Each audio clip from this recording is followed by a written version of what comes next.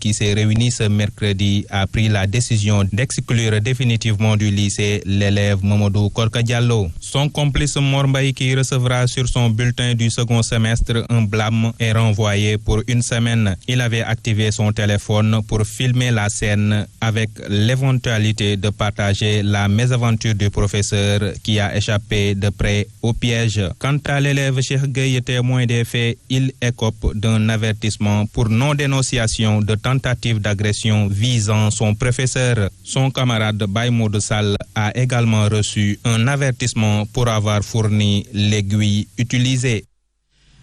Et nous reparlons de cette récente sortie de l'association des retraités de l'Institut de prévoyance retraite du Sénégal, IPRES, pour la création d'une plateforme nationale, sortie qui n'est pas du goût du bureau régional de l'association des retraités de l'IPRES de la section Thiès. Ces derniers dressent une bonne image de l'IPRES et tressent des lauriers au PCA Mamadou Racine Sy. Ils ont donc aussi fait face à la presse. Oumar Ndiaye, porte-parole, que nous écoutons avec Mbaye Talkouma. S'ils veulent, parce que personne ne peut les empêcher d'être retraités et de vouloir participer à des associations. Ils n'ont qu'à venir militer dans les associations. Donc, directeur Bimouniové, quand il est arrivé, la première préoccupation, c'est de régler ce problème sanitaire vis-à-vis des hôpitaux. Le président Racine Sy a donné les instructions fermes à la direction générale qu'il ne veut plus entendre le manquement des médicaments dans les structures sanitaires. Nous, notre position, c'est de rester là où nous sommes, avec à la tête Racine Sy. Je vous l'annonçais dans les titres, Ousmane Sonko, le leader du PASTEF, dans une déclaration, a annoncé sa participation à la marche de ce vendredi du M2D pour exiger la libération des jeunes arrêtés lors des dernières manifestations. 3 mois après la demande du Khalife des Mourides de surseoir à leur manifestation, Sonko et le M2D ont décidé de renouer avec les manifestations. Fatla Mbeyjob nous en dit plus. Un appel lancé par le mouvement pour la défense et la démocratie pour une marche ce vendredi 11 juin. Ousmane Sonko déclare sa participation. Le leader du PASTEF est d'avis que les prisonniers doivent être libérés. Sonko et le mouvement MDD, qui avait appelé à des manifestations, avaient désisté par la suite à la demande du Khalife général des Mourides, moyennant des conditions précises dont la libération des jeunes interpellés lors des dernières manifestations. 3 mois après, Sonko et le MDD veulent renouer avec les manifestations pour exiger du chef de l'État la libération de ces jeunes. Des jeunes arrêtés injustement, selon Ousmane Sonko, qui dans sa déclaration a montré sa détermination quant à la libération de ces jeunes. Alors, il appelle à un cycle de manifestations sur tout le territoire national. Et si la marche n'est pas autorisée, il peut y avoir d'autres arrestations. Affaire Abdou Faye, complice de Baïmoud Fall alias Boy Djiné. Le rapport d'autopsie disponible hier, donc en début de soirée, confirme bel et bien la thèse du suicide. Le certificat de genre de mort délivré par le chef du service d'anatomie et de cytologie pathologique de l'hôpital général Idriss Pouye de Grand Yoff parle d'une asphyxie mécanique par pendaison. Alassane Baldé nous en dit plus. Mort du complice de Boy Djiné, Abdou Faye, les résultats de l'autopsie confirment la thèse du suicide. Et en effet, il est fait état dans le certificat de genre de mort délivré par l'hôpital Idrissa Pouye de Grand Yoff que Abdou Faye est décédé suite à une anoxie cérébrale et une asphyxie mécanique par pendaison. Mais aussi une absence de signes de traumatisme sur le reste du corps a été signalée. Des résultats très attendus par tous, particulièrement la famille du défunt. Son père, d'ailleurs, ce matin, lors d'un point de presse, a réfuté la thèse du suicide, révélant des blessures à la tête et au cou de son fils. Rappelez que Abdou Faye, retrouvé mort mardi dernier, à la cave du commissariat central de Dakar, avait été interpellé avec d'autres complices qui tentaient de faire quitter le pays. Baïmoud Fall, alias Boy Djiné, qui s'était évadé de prison quelques jours avant pour la 12e fois. Et puis cette sortie médiatique des responsables de l'entreprise Ecotra pour un facile accès au marché public des entreprises nationales évoluant donc dans le BTP. Cette entreprise installée à Diamniadio dit être donc évincée du marché de la boucle de Kanoula, et malgré la décision de la Cour suprême qui lui est favorable. Plus de détails dans ce compte rendu signé Cheikh Yansaïk Mansour Ndiaye. À Ecotra, employés et employés sont partagés entre désolation et frustration après avoir été évincés d'un marché public. Les responsables de l'entreprise élèvent la voix. À travers des appels d'offres. Ce qui nous réunit aujourd'hui fait suite à un recours que nous avons introduit relatif à l'exécution de la route de la boucle des Canaries. Les avocats de l'entreprise, pour leur part, ont du mal à comprendre la préférence étrangère au détriment des entreprises nationales. Si ces entreprises sont écartées des marchés publics, mais tout va péricliter et tout va fermer. Et vous savez comment font la plupart des sociétés étrangères? Ils ne créent pas d'emplois permanents. Ils ne créent que des emplois précaires. Quand aujourd'hui j'apprends qu'il s'est exilé, que Abraï Sela ne veut plus fouler le sol du Sénégal, je pense que tout le monde doit se lever. Les entreprises étrangères. Quand on le combat et que tout le monde reste les bras croisés, c'est parce que nous ne croyons pas au développement. OTRA a été créé depuis 2006 par un Sénégalais du nom de Abdoulaye Sylla. Il compte 800 employés, dont 500 permanents, avec une masse salariale mensuelle de 500 millions de francs CFA. À Saint-Louis, la subite hausse du prix du bois inquiète les professionnels du secteur regroupés derrière le responsable. Ils ont organisé une assemblée générale pour déplorer cette décision qui hypothèque toutes leurs activités. Les menuisiers ébénistes, charpentiers et autres acteurs de la boiserie ont brièvement manifesté leur déception et invité pester leur colère et exprimer leur colère sur le président Macky Sall qui s'apprête donc à venir dans la région à apporter une solution à ce problème. Ils invitent le chef de l'État à apporter une solution à ce problème qui les empêche de travailler. Tafa Mané, que vous aurez certainement dans nos prochaines éditions. Les Parcelles Assainies sont aujourd'hui dans l'ombre à cause d'une mauvaise gestion du maire Moussassi. Absence de scanner, radiographie à l'hôpital Mam Abdou, absence de climatisation au niveau de la morgue, le stade municipal qui est en chantier depuis 9 ans et destruction avancée des établissements scolaires, entre autres. Le mouvement Moussassi Doina MSD Free Parcelles Assainies a tenu une tournée pour montrer aux Sénégalais les mots de la commune des Parcelles Assainies, mots MAUX. Suivant la réaction du porte-parole Mamadou Gueye, conseiller municipal au micro de Parcelles Assainies, il y a une souffrance extraordinaire. Aujourd'hui, là où nous sommes, c'est l'hôpital Ma Abdou, ou le poste de santé Ma Abdou, où aujourd'hui il n'y a pas de scanner, il n'y a pas de radiographie. La morgue, il n'y a pas de climatisation. La maternité, même chose. Le maire, on l'a mis en place pour qu'il règle les populations. On a plus de 2 milliards de budget annuel. Cette caravane aussi qu'il veut organiser dans la commune, devenir Kokoli, nous n'allons pas l'accepter. Cet argent-là, il n'a qu'à le mettre dans les urgences, alors que les Parcelles Assainies sont en souffrance.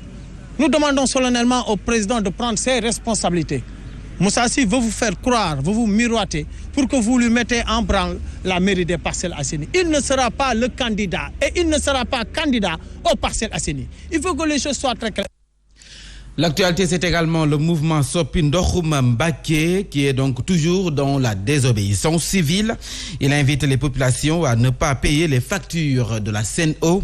Par conséquent, il exige une eau propre à la consommation. Ainsi, il réclame la réparation des préjudices causés et qui, plus de 30 ans, est la source de beaucoup de maladies. Et si toutefois l'eau douce arrosée Mbaké, le mouvement Sopi Ndokhum Mbaké exige donc des mesures d'accompagnement et une facturation sans échelonnage. Abdoulaye Diagne pour plus de détails.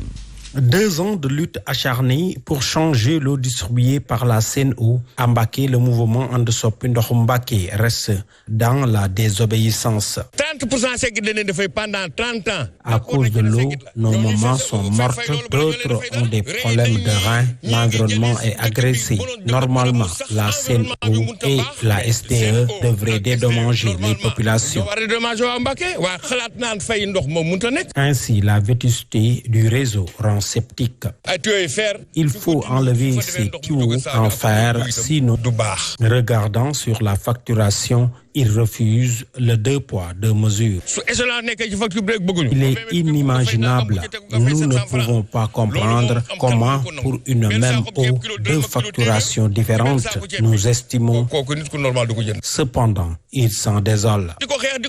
À notre grande surprise, le maire de la commune de Mbaké ose dire qu'il a négocié pour avoir de l'eau douce. La coalition des syndicats de la CNO a fumé donc le calumet de la paix avec la direction. D'ailleurs, face à la presse hier, la coalition syndicale a soutenu qu'il n'y aura pas de grève, encore moins de perturbations dans la distribution de l'eau, du liquide précieux. Des menaces que les syndicalistes avaient donc proférées. La direction aurait donc accepté de satisfaire les revendications au plan social. La coalition des syndicats de CNO accuse la SDE de vouloir déstabiliser les entreprises et lui réclame entre autres le rappel du fonds commun de placement estimé à 3,5 milliards de nos francs, suivant les explications d'un des membres de la coalition, Momar Sy, que nous écoutons. Nous voulons d'abord apporter une clarification par rapport à ce qui se passe aujourd'hui au niveau de Seno, qu'il y a des problèmes, il y a un malaise à Seno. Je dirais bien que, je dirais pas que non, mais c'est une partie quand même qui sont aujourd'hui en mouvement. Pourquoi? Disant qu'il y a une enveloppe naturellement qui se donnait, que Seno est voulu respecter quand même. Mais c'est un différent de montant aujourd'hui qui a poussé certains travailleurs à sortir, à crier haut et fort disant que ça ne va pas. Mais nous sommes très cohérents dans la démarche. Du temps de la SDE, on n'a jamais entendu certaines discussions ou certains désaccords. Nous, on a compris que ce n'est plus maintenant un problème entre travailleurs et entreprises, mais c'est un problème derrière une société qui est en train de déstabiliser le nouveau fermier, que nous comprenons bien. Alors qu'on a un problème avec l'AIG. L'AIG est parti avec un fonds commun de placement qui fait un montant de 3,5 milliards. Nous ne sommes pas en grève, nous sommes en train de négocier avec CNO, mais à la SDE, nous allons prendre des mesures fortes pour aller faire rapatrier cet argent-là et continuer à capitaliser. Et puis face aux accidents donc notés en mer, la commune de Saly veut améliorer les conditions de travail des pêcheurs. À cet effet, une rencontre sur la réglementation des fonctions de capitaine et marin artisan se tient dans la ville.